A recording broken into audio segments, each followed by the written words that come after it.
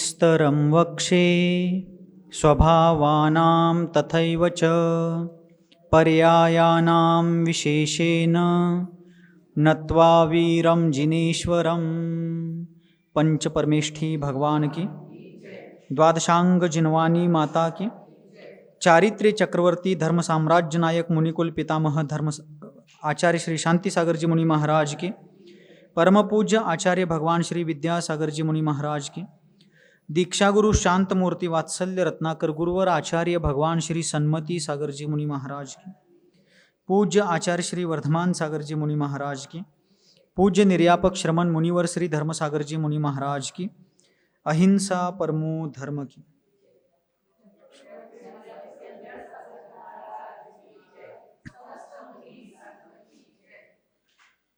ग्रंथराज आलाप पद्धति परमागम में पिछले सत्र में अपन सभी ने द्रव्यों के 10 सामान्य गुणों की चर्चा की थी।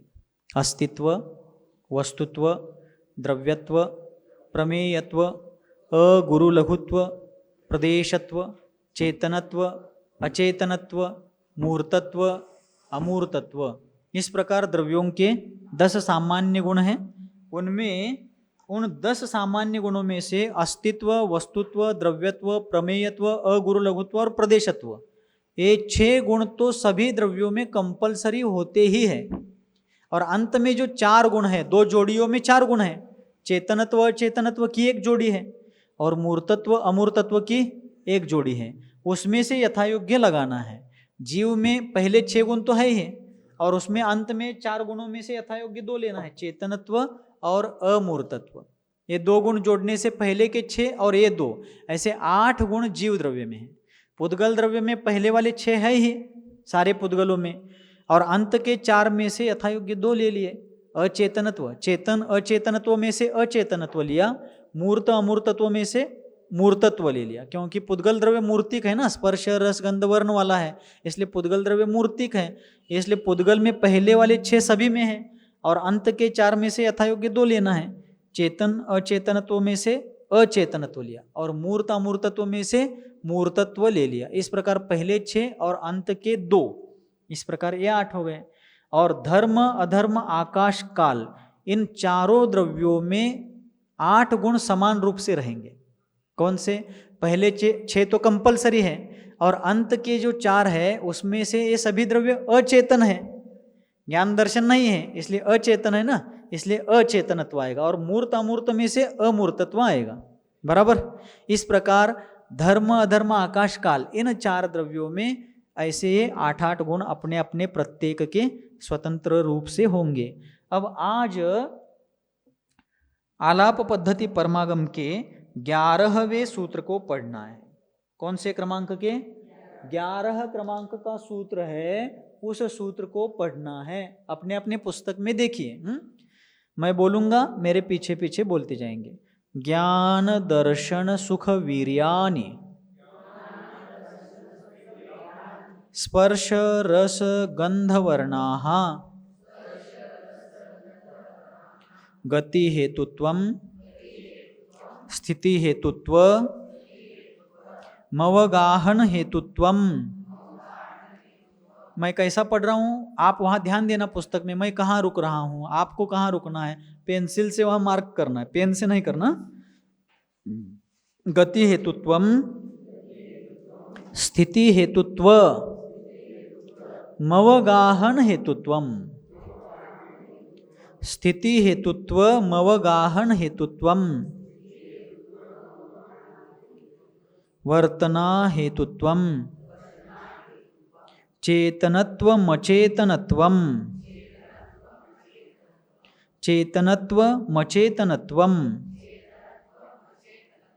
मूर्तत्व ममूर्तत्वम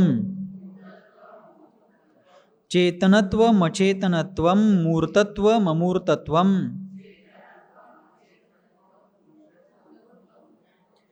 द्रव्यानां षोडश विशेष गुणाः। हाँ, अब सभी लोगों को आ रहा है। अब स्टार्ट से एंड तक एक साथ सभी लोग बोलेंगे। चालू कीजिए। ज्ञान दर्शन सुख वीर्यानि स्पर्श रस गंध वर्णाः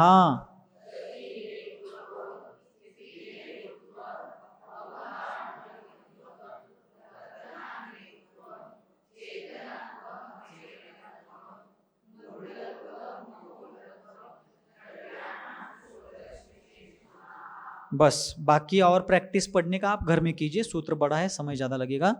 अब यहाँ द्रव्यों के विशेष गुण बता रहे हैं। द्रव्यों के विशेष गुण बताते समय उन्होंने कहा कि द्रव्यों के विशेष गुण 16 होते हैं। 16 हदनारू 16, ठीक है, किती 16। तो अपन षोडश कारण भावना वगैरह कहते हैं ना, षोडश का मतलब होता है 16। तो हर द्रव्य वैसे सामान्य अपेक्षा से द्रव्यों के विशेष गुण कितने हैं? 16 है। यहाँ पर आप गिन के देखिए, ज्ञान, दर्शन, सुख और वीर्य, ये 4 हो गए। स्पर्श रस गंध वर्ण, ये 4 हो गए, 4 और 4 8। और धर्मादि 4 द्रव्यों के एक एक, गति हेतुत्व, स्थिति हेतुत्व, अवगाहन हेतुत्व और वर्तन हेतुत्व, ये 4 हो गए, बराबर।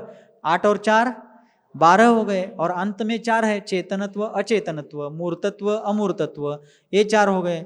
तो 12 और 4 16 हो गए। इस प्रकार ये 16 विशेष गुण हो गए। अब यहाँ पर 16 गुणों में से कौन कौन से द्रव्य में कौन कौन से गुण होते हैं? अब यहाँ ध्यान दीजिए, मेरी तरफ ध्यान है। ज्ञान किसे कहते हैं, दर्शन किसे कहते हैं, स्पर्शादि किसे कहते हैं, गति हेतुत्व किसे कहते हैं, इसको और एक बार मैं संक्षेप से बताऊंगा। लेकिन पहले क्या करते हैं, इन 16 गुणों में से हर एक द्रव्य में कितने कितने गुण होते हैं? जैसे 10 सामान्य गुणों में से प्रत्येक द्रव्य में 8-8 होते हैं, बराबर। वैसे 16 विशेष गुण हैं, उनमें से प्रत्येक द्रव्य में कितने कितने गुण होते हैं, इसके बारे में अब यहाँ पर आचार्य महाराज क्या कर रहे हैं, वर्णन कर रहे हैं। सूत्र क्रमांक 12 यहाँ है, सूत्र क्रमांक 12। बोलिए, प्रत्येकम जीव पुद्गल योहो, यो नहीं योहो, प्रत्येकम जीव पुद्गल योहो षट षट, प्रत्येकम जीव पुद्गल योहो षट षट। हाँ, अब इस सूत्र में क्या बताया, द्रव्य कितने हैं? द्रव्य कितने? द्रव्य अनंत है, प्रकार 6 है, बराबर। तो द्रव्य तो अनंत है, लेकिन उनके प्रकार 6 है। तो उन 6 प्रकार के द्रव्यों में से यहां मात्र ही 2 ही प्रकार के द्रव्य लिए हैं, जीव और पुद्गल। कौन से द्रव्य लिए? जीव और पुद्गल, ये 2 ही प्रकार के द्रव्य लिए हैं, ठीक है। तो जीव और पुद्गल, लेकिन कौन सा जीव और कौन सा पुद्गल? तो यहां बताया प्रत्येकम जीव पुद्गल हो, सभी जीवों में और सभी पुद्गलों में। संसार में जितने भी अनंत अनंत जीव हैं और संसार से मुक्त हो चुके जो सिद्ध जीव है, उन सभी जीवों में, संसारी हो या मुक्त हो, सभी जीवों में इन 16 गुणों में से कितने गुण होंगे? षट। षट मतलब 6। षट का अर्थ कितना है? 6, बराबर। षट आवश्यक कहते हैं ना अपन, षड आवश्यक, षट आवश्यक। तो षट का मतलब है 6, बराबर। तो इन 16 गुणों में से प्रत्येक जीव में और प्रत्येक पुद्गल में कितने कितने गुण होंगे? 6 गुण होंगे। देखिए, बहुत आसान है। उन 6 में से 2 तो आपको आते ही है, अब 4 देखने हैं। अब जीव का पहले देखेंगे, ज्ञान, दर्शन, सुख और वीर्य, बराबर। ये 4 है ही जीव में। और उसके बाद चेतन अचेतनत्व में से चेतनत्व है, और मूर्त अमूर्तत्व में से अमूर्तत्व है। सामान्य गुणों में भी 4 गुण है ना, चेतनत्व, अचेतनत्व, मूर्तत्व और अमूर्तत्व। ये 4 गुण जो है सामान्य में भी है और विशेष में भी है। क्यों सामान्य है और क्यों विशेष है, यहां बताएंगे 14वें सूत्र में। कौन से सूत्र में? यहां पर 14वां सूत्र है ना, यहां से लेकर के यहां तक। तो वहां बताएंगे 4 गुण जो है सामान्य क्यों है और विशेष क्यों है, हे 14वें सूत्र में बताएंगे. त्या 4 गुणांना सामान्य का म्हटलं आणि त्यांनाच विशेष का म्हटलं तर त्याचं वर्णन इथं केलं 14व्या सूत्रामध्ये. त्यावेळेला सांगतो त्याचं. तो क्या हो गया, हर जीव में ज्ञान, दर्शन, सुख और वीर्य, ये 4 गुण तो हो गए।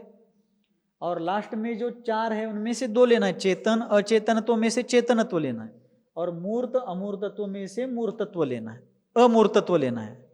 मूर्तत्व अमूर्तत्व में से अमूर्तत्व लेना है। तो पहले 4 और अंत के 4 में से यथायोग्य 2 लेना है, यथायोग्य 2 लेना है। तो 4 और 2 6 हो गए। अब पुद्गल में 6 कौन से हैं, स्पर्श, रस, गंध, वर्ण, ये 4 तो हो गए। और इन 4 में से जो अपन ने सामान्य गुणों में लिए थे वहां 4 में से 2 लेना है, अचेतनत्व और मूर्तत्व। हो गए 6। सोपा है कि नहीं, पाळण्यातला विषय है कि नहीं। मतलब 4 तो यहाँ हो गए पुद्गल में, सभी को पता है कि पुद्गल के गुण कौन से हैं, स्पर्श, रस, गंध, वर्ण, ये गुण सभी को पता है। और अंत के 4 है उनमें से यथायोग्य 2 लेना है, अचेतनत्व और मूर्तत्व। बराबर, ठीक है। अनेकदा सांगू, जीव में होंगे ज्ञान, दर्शन, सुख और वीर्य, ये 4 होंगे। और चेतनत्व में से चेतन अचेतनत्व में से चेतनत्व होगा जीव में, और मूर्त अमूर्तत्व में से जीव में क्या होगा, अमूर्तत्व। बराबर। और पुद्गल में क्या होंगे, स्पर्श, रस, गंध, वर्ण, ये 4 होंगे।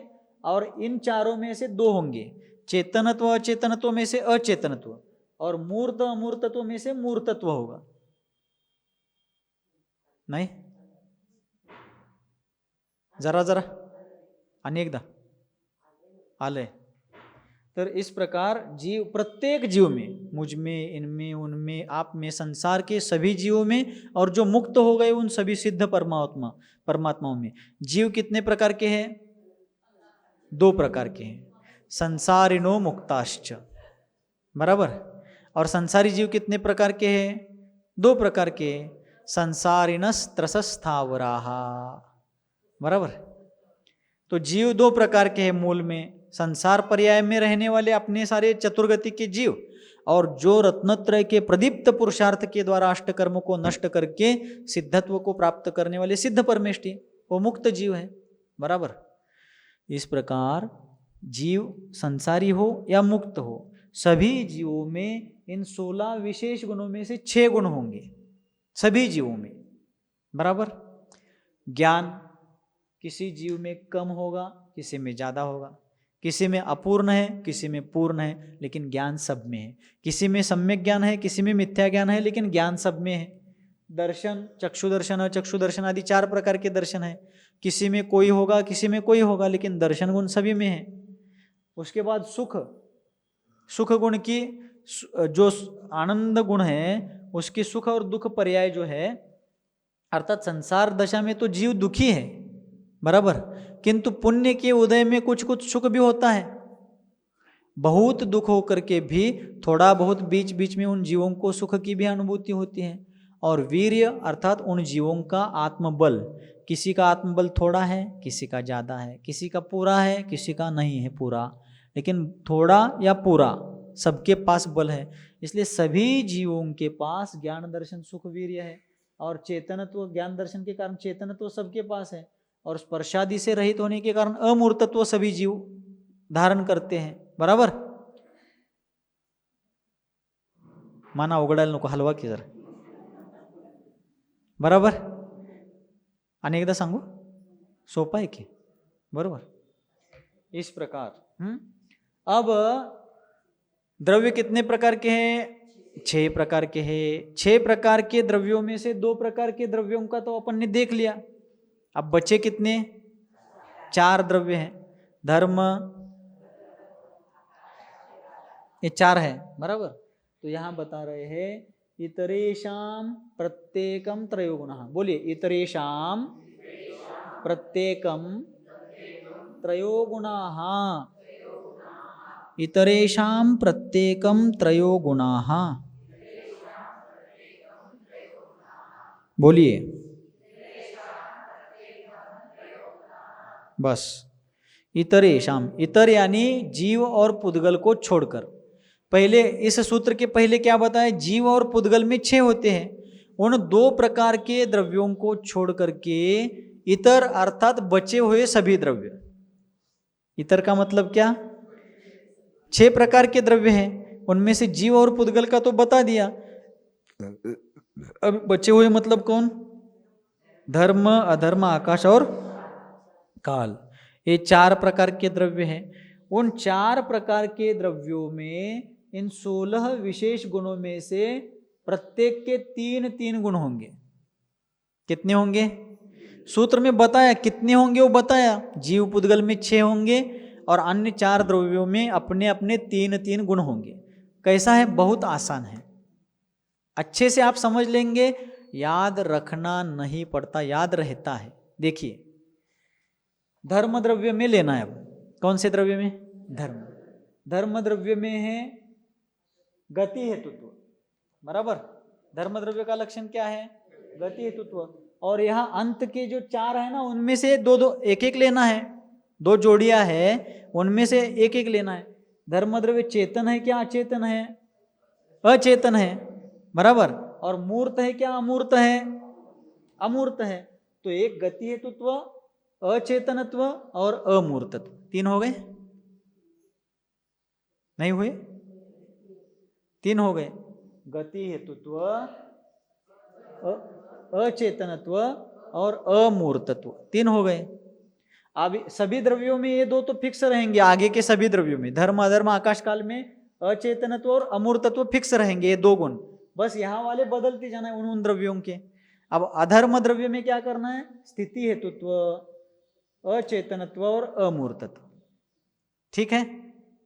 आकाश द्रव्य में अवगाहन हेतुत्व, अचेतनत्व, अमूर्तत्व। और काल द्रव्य में वर्तन हेतुत्व, अचेतनत्व, अमूर्तत्व। आलं? अधर्म द्रव्य में कौन से हैं? स्थिति हेतुत्व, अचेतनत्व, अमूर्तत्व, ये 3 हैं।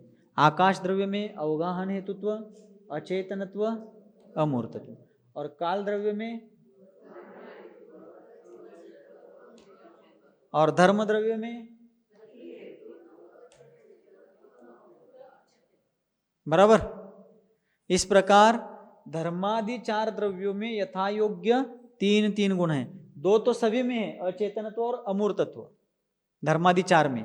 और बाकी उनका उनका सेपरेटली जो लक्षणात्मक गुण है, उतना उतना उनका उनका लगा लेना है, ठीक है। इस प्रकार इतरेशाम प्रत्येकम त्रयो गुणाः, अन्य जो जीव और पुद्गल को छोड़ करके अन्य जो द्रव्य है, धर्म, अधर्म, आकाश और काल, इनमें कितने गुण हैं? 3-3 गुण हैं अपने अपने।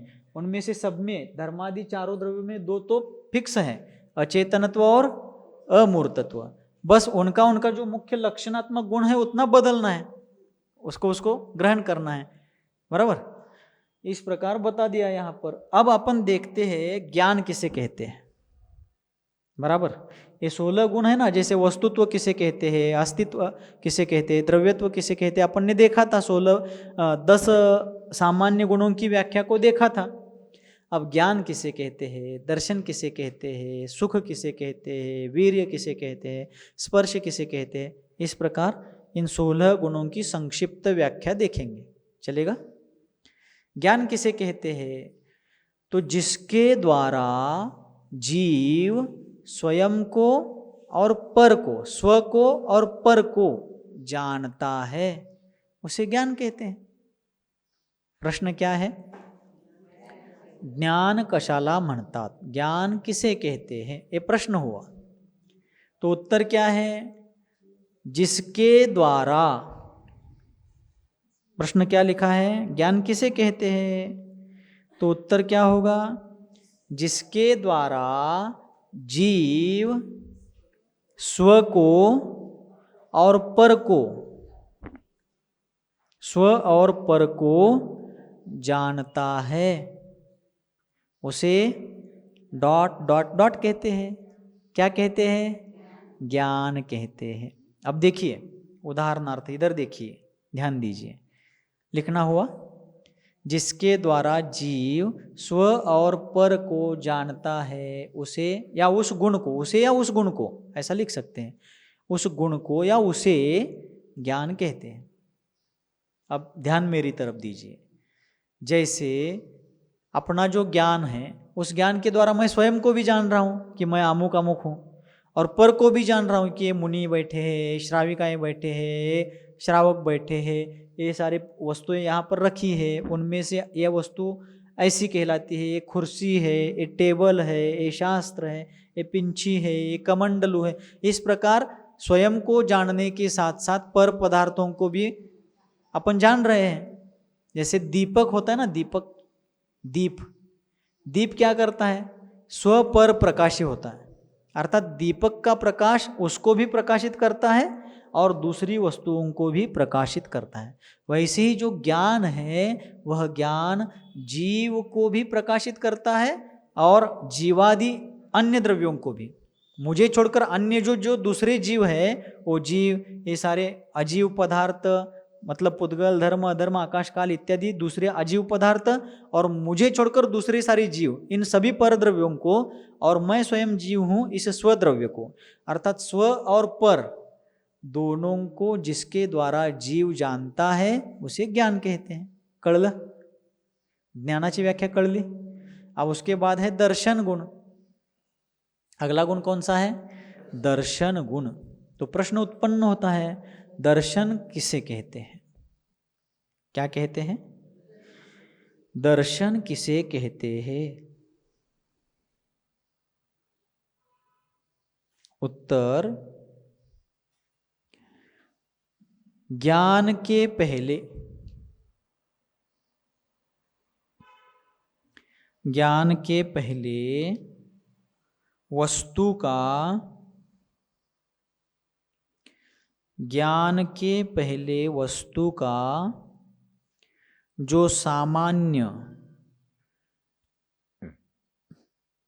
ज्ञान के पहले वस्तु का जो सामान्य प्रतिभास होता है, ज्ञान के पहले वस्तु का जो सामान्य प्रतिभास होता है उसे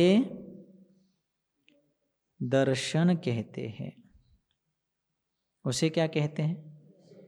दर्शन कहते हैं। दर्शन के 4 भेद हैं, चक्षु दर्शन, अचक्षु दर्शन, अवधि दर्शन और केवल दर्शन। अब चक्षु दर्शन किसे कहते हैं, अवधि दर्शन किसे कहते हैं, ये अभी नहीं बताऊंगा क्योंकि वो विषय नहीं है ना अभी। आप 24 ठाना आदि विषयों में उसको समझ लीजिए। हाँ, और ज्ञान मार्गना के 8 भेद है, 3 मिथ्या ज्ञान और 5 सम्यक ज्ञान। कुमति ज्ञान, को श्रुत ज्ञान, को अवधि ज्ञान, ये 3 मिथ्या ज्ञान हो गए, और 5 सम्यक ज्ञान है, मति, श्रुत, अवधि, मनः, पर्यय, केवलानि ज्ञानम। ये 5 प्रकार के ज्ञान है, सम्यक ज्ञान, बराबर। इस प्रकार ज्ञान मार्गना के 8 भेद हैं और दर्शन मार्गना के 4, चक्षु, अचक्षु, अवधि और केवल दर्शन। ठीक, अब आगे का गुण कौन सा है? सुख। आगे का कौन सा है? सुख। वास्तव में ध्यान दीजिए, इधर ध्यान दीजिए, असल में उसे सुख नहीं कहते, वो तो है आनंद। लेकिन सुख क्यों कहा जा रहा है? संसारी जीवों को संसार दशा में सुख नहीं, आनंद नहीं, सुख होता है। तो सुख का मतलब क्या? सुख शब्द का अर्थ ख यानी इंद्रिय। ख का अर्थ क्या है? इंद्रिय। इंद्रियों को जो अच्छा लगता है उसे अपन सुख कहते हैं। बहुत ठंड पड़ी है, बहुत तेज ठंड लग रही है, और किसी ने स्वेटर पहन लिया, रजाई ओढ ली, रग, हा हा हा, बरं वाटा लागले, छान वाटतंय, अच्छा लग रहा है, अच्छो लगत है। तो इंद्रियों को अच्छा लग रहा है उसे सुख कहते हैं। ख यानी इंद्रिय, सु यानी अच्छा, जो इंद्रियों को अच्छा लगता है वो सुख, और ख यानी इंद्रिय, और दुह यानी बुरा, जो इंद्रियों को बुरा लगता है, जिसके कारण इंद्रियों को दुख होता है, जिसके कारण इंद्रियों को प्रतिकूल लगता है, वो है दुख। बहुत तेज ठंड लग रही है, बहुत तेज धूप लग रही है, करेला बहुत कड़वा लग रहा है, कुछ दुर्गंध आ रही है, इत्यादि रूप से उन इंद्रियों को जिस कारण से दुख होता है उसे क्या कहते हैं? दुख। ख यानी इंद्रिय और दुह यानी बुरा, अनिष्ट। ठीक है। असल में जीव का जो गुण है वो आनंद गुण है, लेकिन संसारी जीव आनंद शब्द से परिचित नहीं है, आनंद के अनुभव से भी परिचित नहीं है, वो सुख दुख से परिचित है। यानी इंद्रियों को अच्छा बुरा जो लगता है उसके साथ हमारा परिचय है, लेकिन जो आत्मा को होने वाला आनंद है उस आनंद से हम अपरिचित है। बराबर? आत्म्याला जे चांगलं वाटतं ते खरं म्हणजे आनंद आहे. बरोबर? त्याला नंद म्हणतात. नंद, नंद म्हणजे कन्नडमधलं घ्यायचं नाही. नंद म्हणजेच आनंद आहे, पण आ त्याला अव्यय लावलेला आहे. आ म्हणजे परी आ समंतात, सर्व बाजूंनी, सब तरफ से. आ म्हणजे सब तरफ से, जैसे आश्रव, आनंद. बराबर? तो आ का अर्थ होता है सब तरफ से, सब ओर से, और नंद यानी वही आनंद जिसे अपन कहते हैं, वो नंद यानी सुख, सच्चा सुख। और यहाँ पर अब सुख बता रहे हैं, तो सुख का लक्षण क्या है?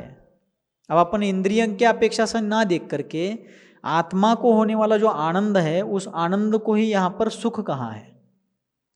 इकडं समजा लागले, आपल्याला आनंद शब्दाचा परिचय नव्हता संसार दशेमध्ये, म्हणून आपण सुख जाणत होतो, सुख दुःख, म्हणून त्या आनंदालाच या ठिकाणी सुख म्हटलेलं आहे.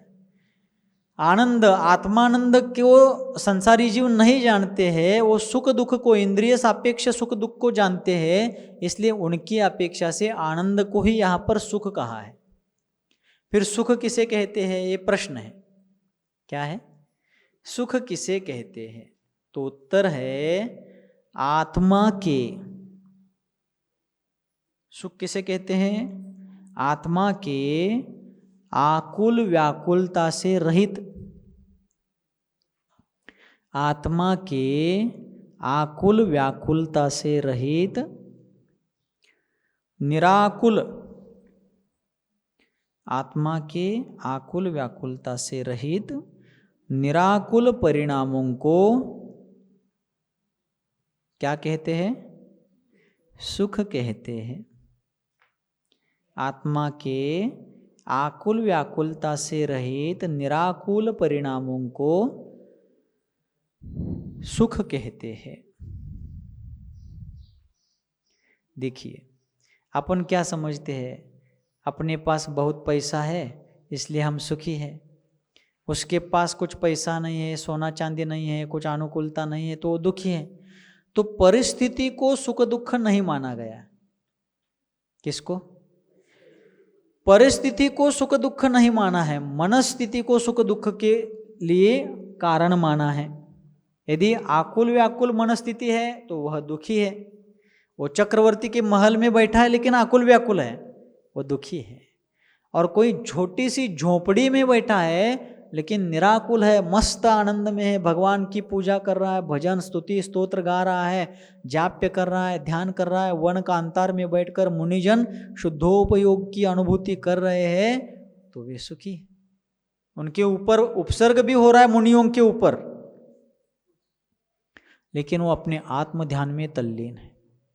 अब मुनि महाराज सुखी है क्या दुखी है? क्या है? सुखी है. क्यों?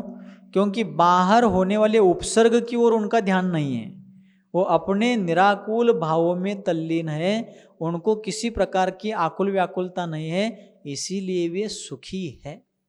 बरोबर? म्हणून साडी नाही, अमुक नाही, गाडी नाही म्हणून दुखी व्हायचं, नेकलेस नाही, अमुक नाही, चप्पल हार नाही म्हणून आकुल व्याकुळ व्हायचं नाही. परिस्थिति सुख दुख नहीं है, मनस्थिति सुख दुख है. बरोबर? ठीक. इसलिए सुख किसे कहते हैं? आत्मा के निराकुल भावों को सुख कहते हैं. और वीर्य, वीर्य यानी आत्मा, वीर्य किसे कहते हैं ये प्रश्न है. तो उत्तर क्या होना चाहिए? आत्मा के बल को, आत्मबल को. पान पलटताना ते असं तोंडाला हे करायचं नाही. हां, आत्मा के बल को, अर्थात आत्मबल को, आत्मा के बल को लिखो या आत्मबल को वीर्य कहते हैं. क्या कहते हैं? आत्मबल को वीर्य कहते हैं, अथवा आत्मा के बल को वीर्य कहते हैं, ऐसा भी लिख सकते हैं। ठीक। अब स्पर्श रस गंध वर्ण किसे कहते हैं? स्पर्श किसे कहते हैं?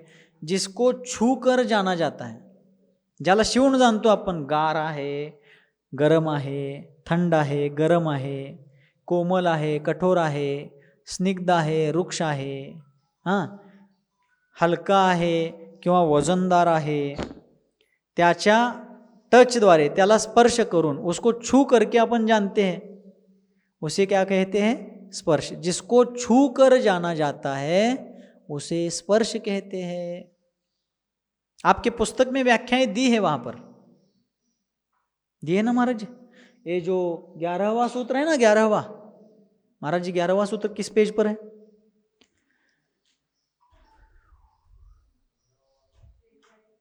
त्रेचालीस 43 पेज पर यह 11वां सूत्र है. 45 पर भी है. तो आपके पुस्तक में जिस भी पेज पर हो, 43 या 45 पेज पर जहाँ भी है, उस पेज पर सूत्र के नीचे सारे स्पर्शादि की व्याख्या दी है. आप बाद में पढ़ लीजिए उसमें, है ना. अभी अपन समय उसमें नहीं लगाते हैं. स्पर्श रस गंध वर्ण की व्याख्या दी है. तो स्पर्श किसे कहते हैं? जिसको छू कर जाना जाता है उसे स्पर्श कहते हैं. स्पर्श के कितने भेद हैं? 8. हल्का, भारी, स्निग्ध, रुक्ष, कोमल, कठोर, और कौन सा बच गया? शीत और उष्ण. बराबर. शीत, उष्ण, स्निग्ध, रुक्ष, कोमल, कठोर और हल्का, भारी, ऐसे 8 भेद हैं. ठीक. अब रस 5 प्रकार के हैं. रस कितने प्रकार के हैं? गोड, कडू, आंबट, तुरट, खारट. मीठा, कडुआ, खट्टा, चरपरा. तुरटला चरपरा म्हणायचं हिंदीमध्ये. गोड, कडू, आंबट, तुरट. तुरट म्हणजे चरपरा. और खारट यानी नमकीन, लवण. कषायला चरपरा लगभग एक रेंज में आते हैं. तुम्हाला काय मागं पाहिजे आहे काय? तुरट. तो इस प्रकार 5 प्रकार के रस होते हैं. गंध 2 प्रकार के हैं. जल्दी से उत्तर दे दिया आपने, क्योंकि पता है. सुगंध और दुर्गंध. और वर्ण 5 प्रकार के हैं. काला पानी पी. का यानी काला, का यानी काला, ला यानी लाल, पा यानी पांढरा. मराठी में सफेद को पांढरा कहते, पांढरा. पा यानी पांढरा, सफेद. नी यानी नीला, और पी यानी पीला. पी यानी कौन सा है? पीला. काला पानी पी. ठीक है. 5 प्रकार के वर्णों को ध्यान में रखने के लिए सिद्धांत सागर जी महाराज इस प्रकार 5 वर्णों का वर्णन करते हैं. काला पाणी पी. आणि कोणतर पिचला काळं पाणी.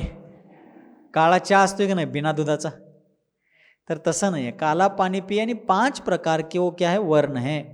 हिंदी में भी इन 4-5 में से 4 तो स्पष्ट है. का यानी काला, ला यानी लाल, नी यानी नीला और पी यानी पीला. लेकिन पा का मतलब पांढरा. मराठी में सफ़ेद को पांढरा कहते हैं. अपन सभी तो जानते हैं, लेकिन हिंदी वाले नहीं जानते, इसलिए बताया. तो पा यानी पांढरा. तो ऐसे 5 वर्ण यानी कलर, रंग होते हैं. तो स्पर्शादि 4 पुद्गल द्रव्य में है. गति हेतुत्व, स्थिति हेतुत्व, अवगाहन हेतुत्व और वर्तन हेतुत्व, इनका वर्णन कर चुके हैं. जो 10 सामान्य गुण है ना, अस्तित्व, वस्तुत्व आदि, उनमें ये 4 गुण आए थे वहाँ भी सामान्य गुणों में. तो गति हेतुत्व का मतलब क्या है? धर्म द्रव्य का लक्षण है वो. जो गतिशील जीव और पुद्गल है उनको गमनागमन करने में, आने जाने के लिए जो उदासीन रूप से सहायता करता है वह धर्म द्रव्य है और उसका लक्षण क्या है? गति हेतुत्व। गति यानी गमनागमन। गति का मतलब गमनागमन। गमन यानी जाना, आगमन यानी आना, बरोबर। तो जीव और पुद्गलों का जो हलन चलन होता है, गमनागमन होता है, आना जाना, एक जगह से दूसरी जगह इत्यादि आना जाना होता है, उसके लिए जो उदासीन रूप से सहायता करता है वह धर्म द्रव्य है। और उस धर्म द्रव्य का लक्षण क्या है? गति हेतुत्व। कौन सा लक्षण है? गति हेतुत्व। गति में हेतु अर्थात निमित्त बनना ही जिसका त्व अर्थात स्वभाव है। गति हेतुत्व, ठीक। तो ये धर्म द्रव्य का लक्षण है। लेकिन कैसा निमित्त है वो? उदासीन निमित्त है। यानी धर्म द्रव्य स्वयं किसी को जबरदस्ती से लाता ले जाता नहीं है। जो आना जाना चाहिए चाहता है उसके लिए वो सहायता करता है, लेकिन जबरदस्ती से वो किसी को लाता नहीं, किसी को ले जाता नहीं। जैसे रेल की पटरी है, पटरी म्हणजे रूळ। रेल की पटरी रेल को जबरदस्ती से ले जाती है क्या? ले आती है क्या? नहीं। लेकिन रेल आना जाना चाहे तो पटरी उस रेल को सहायता करती है, बराबर। इसी प्रकार धर्म द्रव्य क्या है? उदासीन निमित्त है और उसका लक्षण क्या है? गति हेतुत्व। अब गमनागमन के बाद कोई जीव और पुद्गल रुकना चाहता है तो उनके रुकने में अधर्म द्रव्य सहायता करता है, तो उसका लक्षण क्या है? स्थिति हेतुत्व, बराबर। स्थिति यानी रुकना, थांबने। तो आने जाने के बाद, गमनागमन के बाद यदि कोई जीव या पुद्गल रुकना चाहता है, जैसे ये हिलने डुलने वाली वस्तु अब यहाँ रुकना चाहती है, ये रुक गई है, तो उसको रुकने के लिए कौन सहायता करता है? टेबल। हाँ, स्थूल रूप से व्यावहारिक रूप से टेबल जो है सहायता कर रहा है, लेकिन पारमार्थिक दृष्टि से वास्तविक रूप से देखा जाए तो अधर्म द्रव्य उसकी मदद करता है। कौन सा द्रव्य? अधर्म द्रव्य उसकी सहायता करता है, इसलिए उसका लक्षण है स्थिति हेतुत्व। स्थिति यानी रुकना, हेतु यानी कारण। जीव और पुद्गल के रुकने में कारण बनना ही जिसका त्व अर्थात स्वभाव है, उस अधर्म द्रव्य के लक्षण को स्थिति हेतुत्व कहते हैं। और आकाश द्रव्य सारे द्रव्यों को अपने भीतर रहने के लिए जगह दी है। किसने दी है? आकाश द्रव्य ने दी है। अपने आंगन में यदि कोई आता है तो अपन तुरंत उसको बाहर कर देते हैं, यानी इन जनरली, व्यक्तिगत किसी का नहीं है। लेकिन आकाश इतना उदार है कि वो सबको जगह देता है। जीव हो, पुद्गल हो, धर्म हो, अधर्म हो, आकाश है, काल है, सज्जन है, दुर्जन है, सम्यक दृष्टि है, मिथ्या दृष्टि है, साधर्मी है, विधर्मी है, आतंकवादी है, अनेकांतवादी है, कोई भी हो, आकाश क्या करता है? सबको जगह देता है। हमें भी वैसे बनना है। हमें भी क्या करना है? उस आकाश की तरह बनना है, सबको जगह देना है। मतलब क्या? हे विश्वची माझे घर, हम दो म्हटला, हम दो हमारे दो, या चार दीवारों के भीतर जितने लोग हैं बस हो गई हमारी दुनिया। बाकी दुनिया जल जाए डूब जाए, हमें क्या करना है?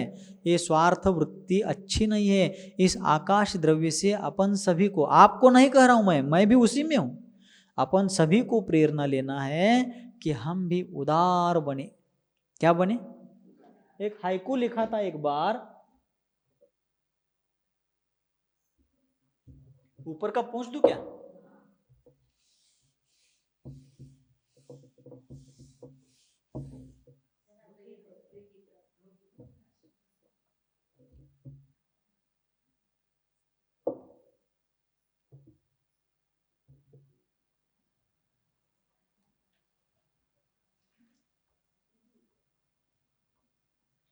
आसमान,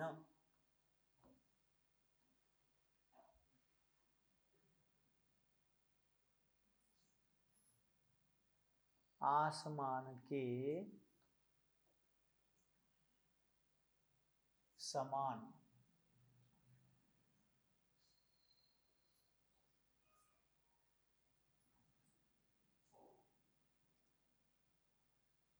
उदार।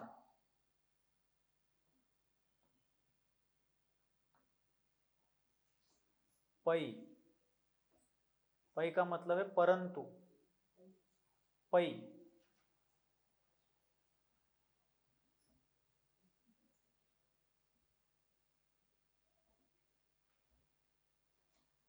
निर्लेप बनू।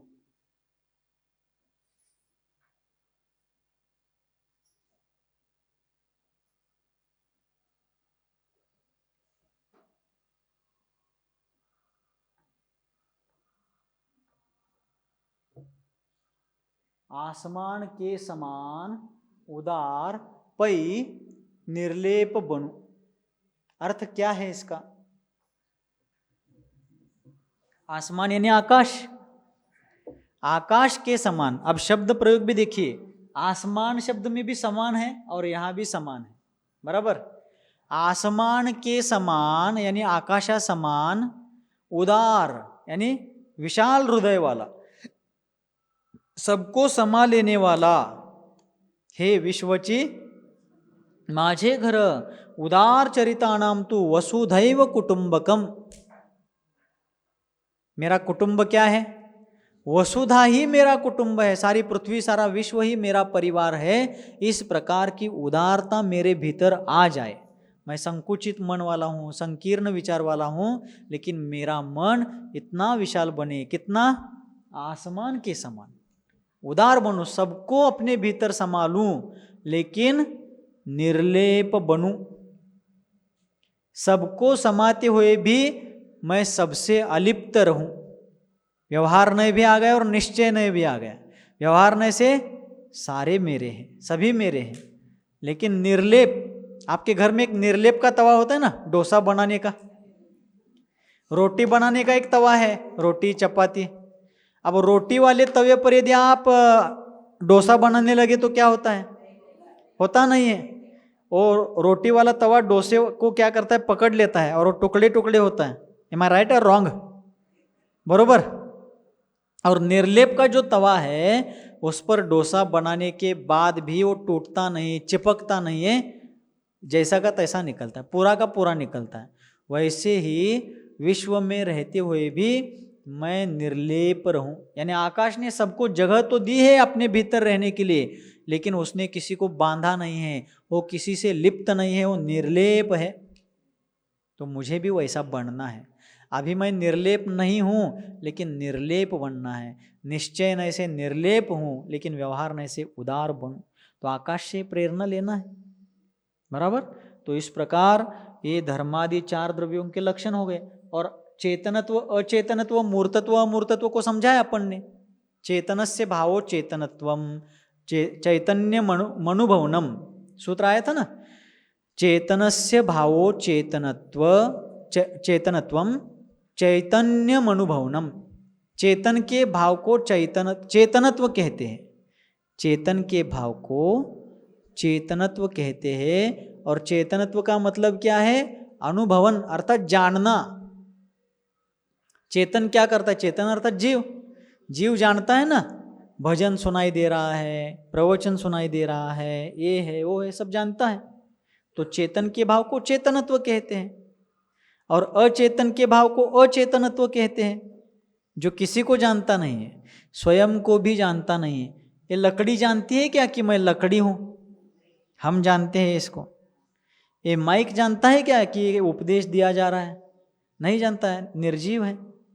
तो अचेतन के भाव को अचेतनत्व कहते हैं। और मूर्तत्व, स्पर्श रस गंध वर्ण को मूर्तत्व कहते हैं, और स्पर्श रस गंध वर्ण से रहितपना को अमूर्तत्व कहते हैं।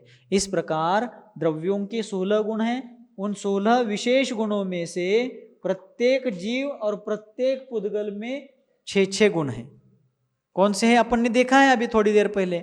और बाकी के जो धर्म, अधर्म, आकाश और काल, ये बाकी 4 द्रव्य हैं। उन चारों द्रव्यों में प्रत्येक के अपने अपने 3-3 गुण हैं। गतिहेतुत्व अचेतनत्व अमूर्तत्व, स्थितिहेतुत्व अचेतनत्व अमूर्तत्व, अवगाहन हेतुत्व अचेतनत्व अमूर्तत्व, वर्तना हेतुत्व अचेतनत्व अमूर्तत्व. आ जाएगा धीरे धीरे. टेन्शन घ्यायचं आणि द्यायचं तर अजिबातच नाही. घ्यायला लागलं तर एखादं घेऊ, पण कोणाला अजिबात द्यायचं नाही. अहिंसा परमो धर्म की. गुरुवर आचार्य भगवान श्री सन्मती सागर जमुनी महाराज की. बोधि समाधि परिणाम शुद्धि स्वात्मोपलब्धि शिव सौख्य सिद्धि. चिंतामणिं चिंतित वस्तुदाने त्वां वंदमानस्य ममास्तु देवी. नवजाप्य.